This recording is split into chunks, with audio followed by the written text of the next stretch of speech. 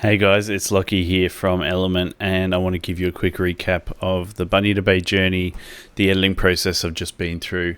I actually recorded my screens while I was going through and and editing the all the footage and interviews. So I've just come out of a very big process of over 100 hours putting this together, and I'm feeling it at the moment, but I want to just give you a quick sneak peek behind the scenes at what it all looked like.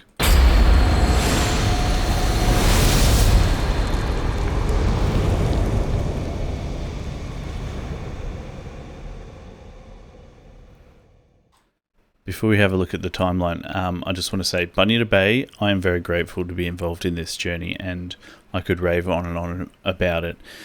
It is an impactful student journey that I think the memories will stick with them for a long, long time. And I'm just going to quickly show you from my side, what everything looked like when I was editing this project. To give you an overview, I started by going through all of the footage. So it's down on my timeline down here. This says opening. The opening ceremony started here, and I would go through and chop up bits of footage, and I would place some of it on a track above, which I would call good keepers, and then I'd have another track for what I would originally label absolute bangers, and that was my way of going which footage is good, which is great, stuff I definitely want to use, and stuff I want to keep in the bank. Anything that definitely wasn't good enough didn't end up in the timeline, so I ended up with this timeline full of all kinds of footage from throughout the trip. We're talking like days worth of footage here. So I'd do each camera at a time, and then I would do each session at a time. So every time I met up with the group, leg one out at the top of the Brisbane River, and I'd go through all the different footage. They went through the creek, they went riding, looking at the giant cliffs there. Let me just... no, that's fine. I'll leave that preview over there. It's all good. Yeah, so that's the first step, is to go through and cut up footage. The other thing is that I had hours of interviews with students and elders, and not just interviews, but sessions where the students would sit down with elders, like this one, and have a chat. So that could be an hour chat and handover, and so I'd have to go through and find the bits that I thought were worth keeping, and then you have to decide how to piece it together. But that comes a little later. So I'd go through all the footage and all the interviews, and similar with the interviews, I'd pick out bits that I loved, that I thought were gold. I had a project notes over here that I used for keeping note of what I thought were good spoken content bits. You can't really see that very well there, but in there I had a whole ton of writing. So it's not just like editing in a timeline, it's basically scripting a little bit as I went. And I would put under a particular person I spoke to, I'd write notes, and I'd say, I'd write next to it gold / important / unity. I'd have all these ideas and themes, and then I started grouping the themes, doing it together, bonding and support, pushing through tough things, all about the scenery and the beauty of nature, the different way of learning and the mindset. And so it's quite difficult to just start winging it and editing. This is what I've found from experience. You can't just start winging it and editing together a video and taking a snippet from here and a snippet from there. What you'll end up doing is just forgetting all the different bits of footage and interview that you have. So by putting it all down and make sure I can see underneath those themes what I've got to work with, it just gives me some triggers and reminds me what I'm doing. Is like there's just too much info to keep in your head as you edit. So it took, look, I can't remember off the top of my head, but it took days per leg, definitely days per leg. Minjerribah footage, when they're over there for a few days, took me several days to get through all of that, 20 or 30 hours or something ridiculous, probably 20 hours, just to go through the footage. And then going through all the spoken content took a long time. And then what I call the skeleton draft is where I start getting music and putting the music behind different spoken content, interviews and other things, and start creating the flow of the video and start putting in a little bit of, like, as it starts piecing together and I'm kind of happy, I'll listen to it with a song behind it, and I'll start putting these little keyframes here. And you can see, like, this is a rise in the music, and I'll take a segment of someone talking and then line it up with an impactful piece of rise in the music.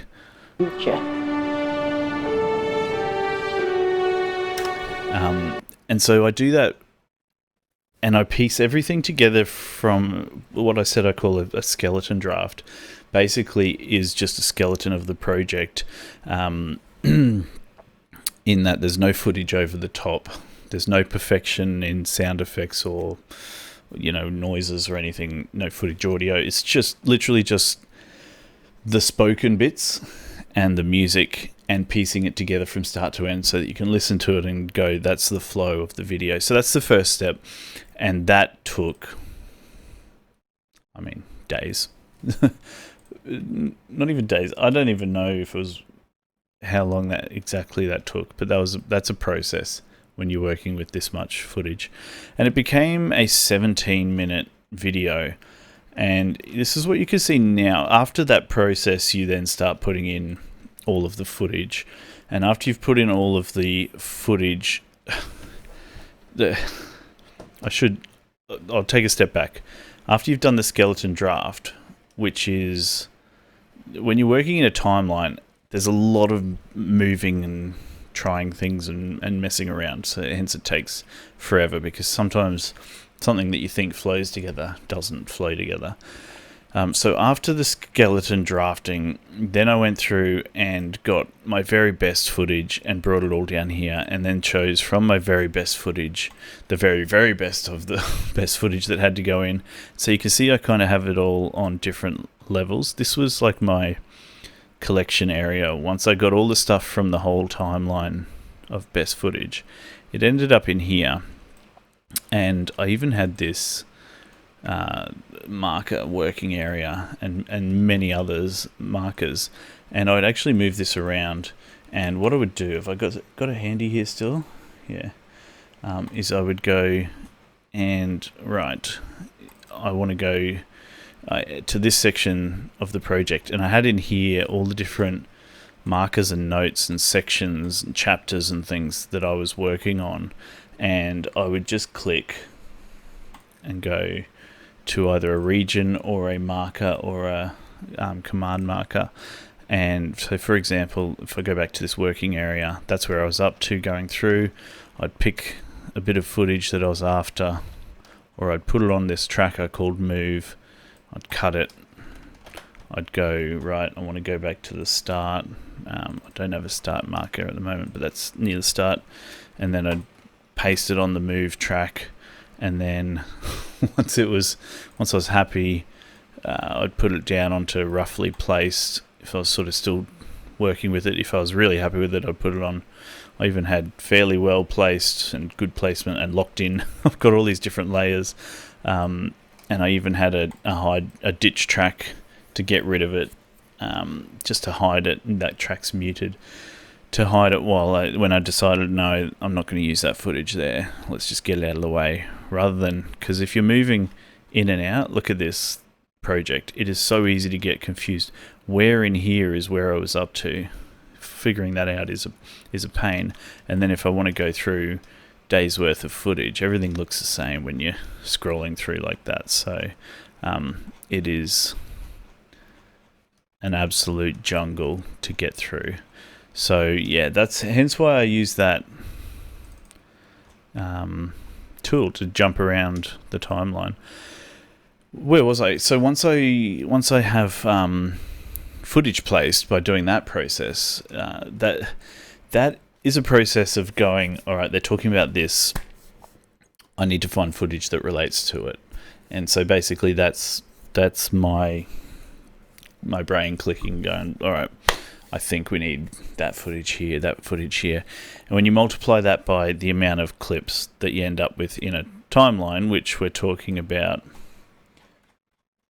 584 clips in here, you're doing a lot of thinking and a lot of recalling, memory, recall. And so it takes a little while.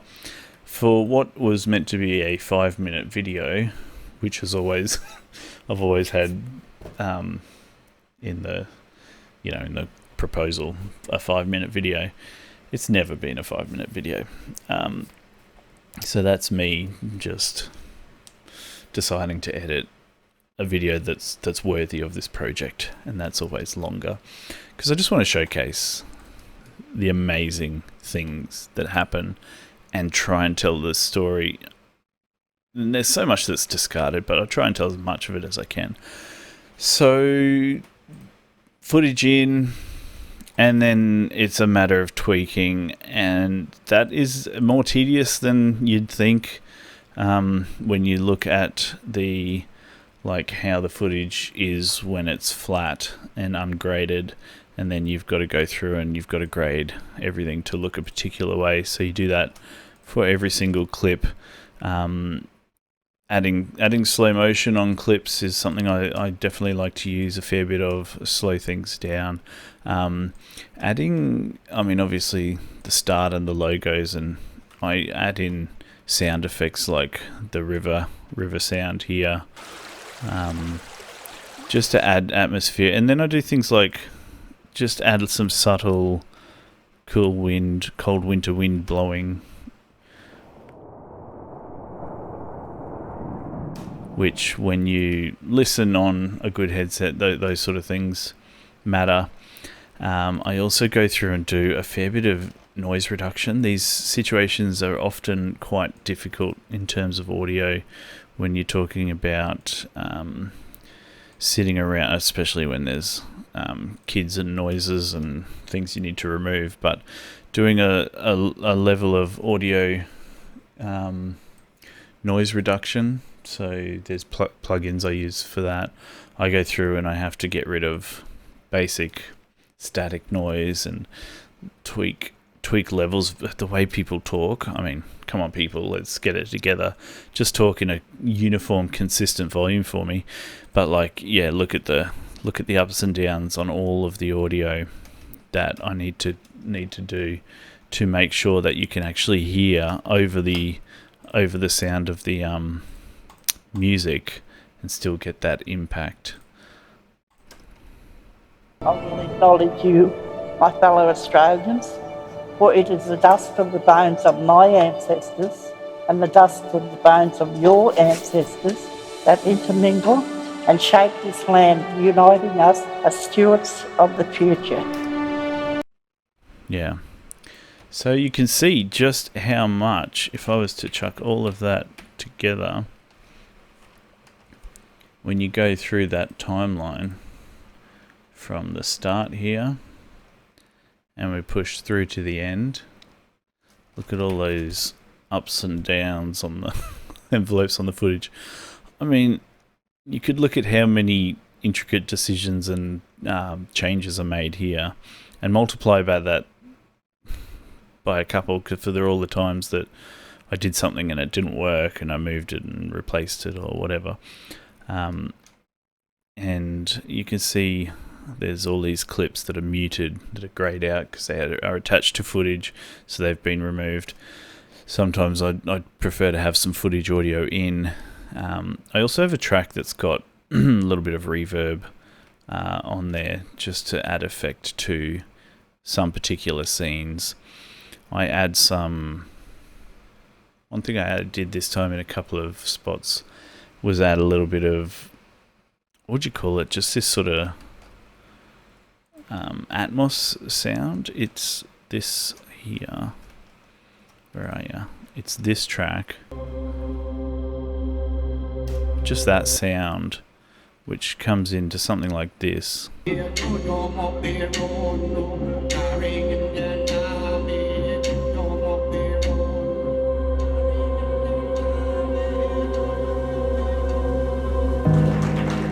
Makes me feel good thinking that you can see it just sort of drops off at the end there, but it just adds some impact and atmosphere to those situations. So I've used that throughout.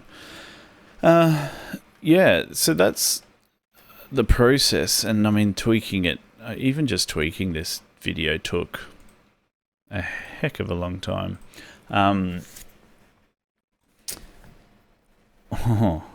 not to mention, sometimes, just sometimes, when you're running too many things at once on your computer, it decides that it doesn't want to play ball. But hey, yeah. And this project, that timeline is actually very, very big, and it's got a lot of stuff in it. It doesn't include even some of the sync projects, so where I used multiple cameras and mixed them together. The multicam projects are done separately, and then I bring in the parts that I liked into this project, just so that to do the multicam stuff was easier externally, and then I don't have to bring in everything.